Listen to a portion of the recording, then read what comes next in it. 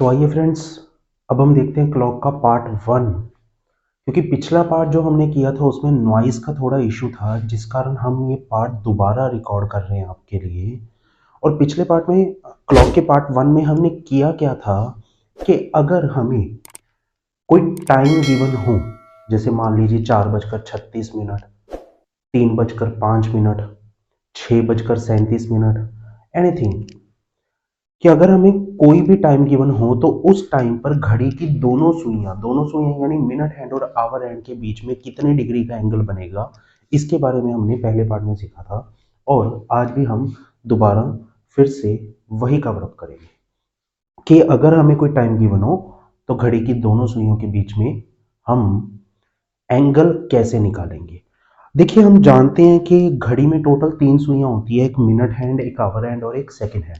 देखिए, second hand से जो क्वेश्चंस बनते हैं वो बहुत ही मिनिमम हैं, जो कि एग्जाम में आते हैं। बहुत ही कम क्वेश्चन आते हैं सेकंड हैंड से, जिसको हम बाद में कवर करेंगे। तो सबसे ज़्यादा जो क्वेश्चन आते हैं वो आते हैं मिनट हैंड और आवर हैंड से। तो हम सबसे पहले उसको कवर करेंगे। तो इसके लिए हमें दो चीज़ों के बारे में जानना होगा, एक तो मिनट हैंड और एक आवर हैंड। देखिए, मिनट हैंड के बारे में अगर हम बात करें, जैसे हम मिनट हैंड के बारे में बात करें, तो हम लेट अस सपोज इसमें कुछ टाइम बजा देते हैं। जैसे कि मैंने इस घड़ी में बजा दिए 5, मैंने इस घड़ी में बजा दिए 5। तो मिनट हैंड मैंने कहां पर रखा? 12 पे रखा। तो अगर हमने मिनट हैंड अभी 12 पे रखा, अगर मैं आपसे पूछूं कि आप बताइए मिनट हैंड दोबारा घूम के 12 पे कितनी देर बाद आएगा, तो आप कहेंगे 6 बजे आएगा, यानी 1 घंटे बाद आएगा। तो हम कह सकते हैं कि जो मिनट हैंड है वो 1 घंटे में पूरा एक राउंड घूम गया, और वी कैन से 360 डिग्री घूम गया। यानी मिनट हैंड एक चक्कर पूरा करने में कितना टाइम लेता है? 1 घंटे का टाइम लेता है। यानी मिनट हैंड 1 घंटे में 360 डिग्री घूमता है। तो मिनट हैंड 1 घंटे में कितना घूमता है? 360 डिग्री। 1 घंटा यानी 60 मिनट भी हम कह सकते हैं।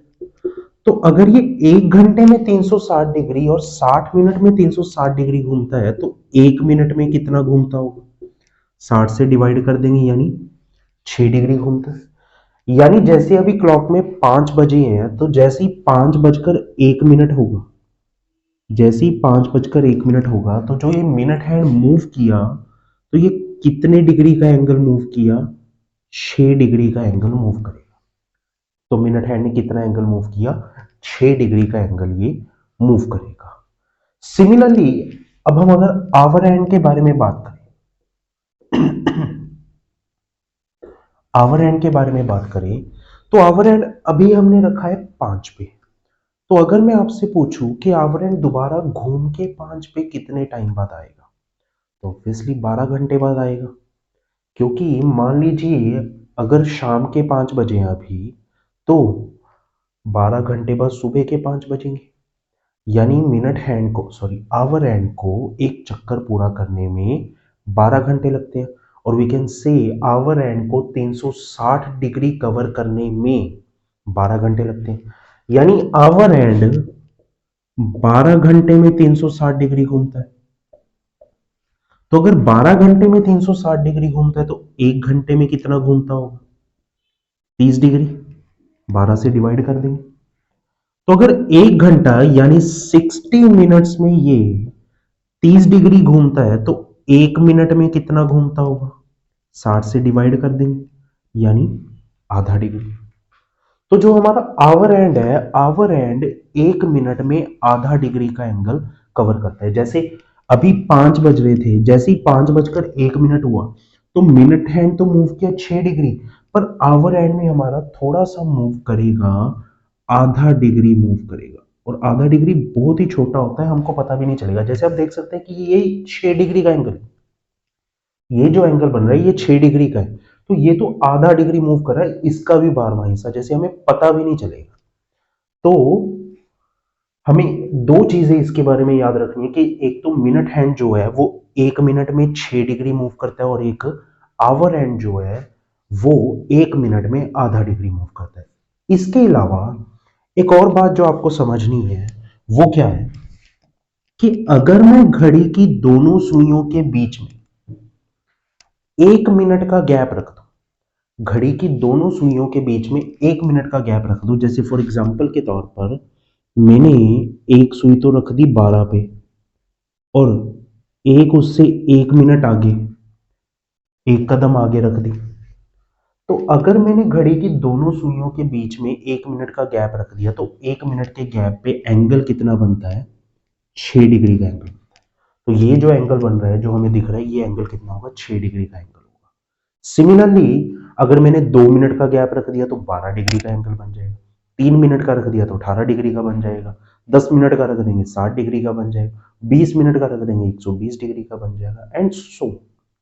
तो बस हमें एंगल निकालने के लिए बस इन तीन चीजों का पता होना चाहिए। एक तो मिनट हैंड 1 मिनट में 6 डिग्री कवर करता है, आवर हैंड 1 मिनट में आधा डिग्री कवर करता है, और अगर हमने घड़ी की दोनों सुइयों के बीच में 1 मिनट का गैप रखा तो एंगल कितना बनेगा? 6 डिग्री का एंगल बनेगा। और अब हम किसी भी तरह का एंगल निकालने के लिए बिल्कुल तैयार हैं। जैसे देखिए, जैसे हम एक क्वेश्चन ले लेते हैं, लेट अस सपोज कि हमें 7:25 पर 7:25 पर ये पता करना है कि घड़ी की दोनों सुइयों के बीच में कितने डिग्री का एंगल बनेगा। तो 7:25 पर पता करना है तो इसके लिए हम सबसे पहले क्या करेंगे कि हम छोटी सुई को यानी आवर एंड को तो 7 पे फिक्स कर देंगे। 7:25 पर आवर एंड कहां पर होगा? 7 पर होगा। और मिनट हैंड 7:25 हो रहे हैं तो मिनट हैंड कहां पे होगा? 5 पे होगा। मिनट हैंड कहां पे होगा? 5 पे होगा। तो अब अगर मैं आपसे पूछूं कि बताइए कि हमने ये जो दोनों सुइयां रखी इन दोनों सुइयों के बीच में कितने मिनट का गैप है, तो ऑब्वियसली हमें साफ दिख रहा है कि 5 और 5 टोटल 10 मिनट का गैप है, कि दोनों सुइयों के बीच में 10 मिनट का गैप है। और मैंने अभी आपको बताया कि अगर हम दोनों सुइयों के बीच में 1 मिनट का गैप रखते हैं तो 6 डिग्री का एंगल बनता है, कि अगर हमने 1 मिनट का गैप रखा तो 6 डिग्री का एंगल बनेगा। तो अगर हमने 10 मिनट का गैप रखा है तो कितने डिग्री का एंगल बन रहा होगा? 60 डिग्री का एंगल बन रहा होगा। यानी हमें जो ये एंगल दिख रहा है ये एंगल कितने डिग्री का है? 60 डिग्री का है। पर हमने क्या किया, हमने छोटी सुई को रखा है 7 पे। ये सुई 7 पे कब होनी थी? जब पूरे 7 बजे का टाइम होगा। जब पूरे 7 बजे का टाइम होगा तभी ये 7 पे होगी। अभी तो 25 मिनट ज्यादा हो चुके हैं, इसका मतलब ये सुई 7 से थोड़ा सा 8 की ओर मूव कर गई होगी। तो अगर ये सुई पूरे 7 बजे 7 पर होनी थी, अब हो चुके 25 मिनट ज्यादा। और मैंने आपको बताया था कि जो आवर एंड है वो 1 मिनट में आधा डिग्री मूव करता है, तो अगर 25 मिनट ज्यादा हो चुके तो 25 मिनट में ये कितना मूव कर गया होगा? 1 मिनट में आधा डिग्री मूव करता है, तो ऑब्वियसली 25 मिनट में ये 12.5 डिग्री मूव कर गया होगा। कोई डाउट? 25 मिनट में 12.5 डिग्री मूव कर गया होगा। और 12.5 डिग्री किस ओर जा रहा है? ये 8 की ओर जा रहा है। यानी ये क्या कर रहा है, जो हमारा ये एंगल बन रहा है 60 डिग्री, उसको 12.5 डिग्री बढ़ा रहा है। यानी हमारा एक्चुअल एंगल क्या बनेगा? 60 में हम 12.5 डिग्री ऐड कर देंगे, यानी हमारा एक्चुअल एंगल जो बनेगा वो होगा 72.5 डिग्री। तो 7:25 पर दोनों सुइयों के बीच में 72.5 डिग्री का एंगल बनेगा। सिमिलरली हम एक और क्वेश्चन लेते हैं। अब हम एक और क्वेश्चन ले लेते हैं। जैसे मुझे फाइंड करना है कि 3:43 पर घड़ी की दोनों सुइयों के बीच में कितने डिग्री का एंगल बनेगा। 3:43 पर मुझे फाइंड करना है। देखिए 3:43 पर अगर हम बात करें तो हम क्या करेंगे, सबसे पहले छोटी सुई को 3 पे रख देंगे, छोटी सुई को 3 पे रख देंगे और बड़ी सुई को 43 पर यानी 8 से 3 कदम आगे रखेंगे, 8 से 3 कदम आगे रखेंगे। तो अब अगर मैं आपसे पूछूं कि बताइए ये जो दोनों सुइयां, इन दोनों सुइयों के बीच में कितने मिनट का गैप है, तो आप कहेंगे जी 5, 10, 15, 20, 25 और 3, 28 मिनट का गैप है। कि घड़ी की दोनों सुइयों के बीच में कितने मिनट का गैप है, 28 मिनट का गैप है। और 1 मिनट के गैप पे कितने डिग्री का एंगल बनता है, 6 डिग्री का। तो 28 मिनट के गैप पे कितने डिग्री का एंगल बन रहा होगा, 28 इंटू 6 यानी 168 डिग्री का एंगल बन रहा होगा। यानी फिलहाल हमें जो ये एंगल दिख रहा है, ये एंगल कितने डिग्री का है, 168 डिग्री का है। पर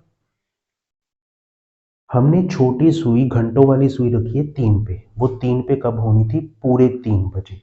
अब तो 43 मिनट ज्यादा हो चुके हैं और 1 मिनट में घंटे वाली सुई आधा डिग्री मूव कर जाती है। तो 43 मिनट में ये कितना मूव कर गई होगी, 43 का आधा मूव कर गई होगी, यानी 21.5 डिग्री मूव कर गई होगी। और ये 21.5 डिग्री किस डायरेक्शन में आ रही है, ये 4 की ओर आ रही है। यानी ये जो हमारा 168 एंगल है, इसको 21.5 डिग्री कम कर रही है। यानी हमारा एक्चुअल एंगल कितना बनेगा, 168 से 21.5 डिग्री हम माइनस कर देंगे, यानी हमारा सही एंगल क्या बनेगा, 146.5 डिग्री। तो ये होगा हमारा एग्जैक्ट आंसर। देखिए वैसे तो इन क्वेश्चंस को करने के लिए एक फॉर्मूला भी है, पर उस फॉर्मूले की एक लिमिटेशन भी है, जो मैं आपको आने वाली वीडियो में बताऊंगा, आने वाली वीडियोस में बताता रहूंगा कि फॉर्मूला क्या है और उसकी लिमिटेशन क्या है। पर मैं समझता हूं कि अगर आप ये कॉन्सेप्ट समझ लेते हैं, तो आपको किसी भी तरह के टाइम का एंगल निकालना हो या एंगल गिवन हो और आपको टाइम निकालना हो, तो आप बहुत ही इजीली निकाल सकते हैं। तो इसमें आपको कोई परेशानी नहीं होगी। और इवन दो अगर आप ये कॉन्सेप्ट अच्छी तरह से समझ लेते हैं, तो आपको कॉपी पेन उठाने की भी जरूरत नहीं पड़ेगी। जैसे फॉर एग्जांपल के तौर पे मुझे निकालना है 7:20 पर घड़ी की दोनों सुइयों के बीच में कितने डिग्री का एंगल बनेगा। अब 7:20 की बात कर रहे हैं, तो 7:20 पे मैं छोटी सुई को 7 पे रख दूंगा और बड़ी सुई को 20 यानी 4 पे रख दूंगा। तो एक रखी हमने 7 पे, एक रखी हमने 4 पे। तो अगर मैं आपसे पूछूं कि घड़ी की दोनों सुइयों के बीच में कितने मिनट का गैप है, तो आप कहेंगे जी 4 पे पड़ी है, एक 7 पे पड़ी है, यानी 15 मिनट का गैप है। एक 4 पे एक 7 पे, तो 15 मिनट का गैप। और 1 मिनट के गैप पे 6 डिग्री, तो 15 मिनट के गैप पे 90 डिग्री का एंगल बनना होगा। पर छोटी सुई हमने रखी है 7 पे, पूरे 7 बजे होनी थी। अब तो 20 मिनट ज्यादा हो चुके हैं और 1 मिनट में छोटी सुई आधा डिग्री मूव कर जाती है। तो 20 मिनट में ये 10 डिग्री मूव कर गई होगी। और ये 10 डिग्री किस डायरेक्शन में, 8 की ओर। तो 8 की ओर अगर ये मूव कर रही है, तो ये क्या कर रही है, हमारे 90 डिग्री वाले एंगल को 10 डिग्री और बढ़ा रही है। यानी हमारा एक्चुअल एंगल कितना बनेगा, 100 डिग्री। तो उम्मीद है आपको ये कॉन्सेप्ट समझ में आया।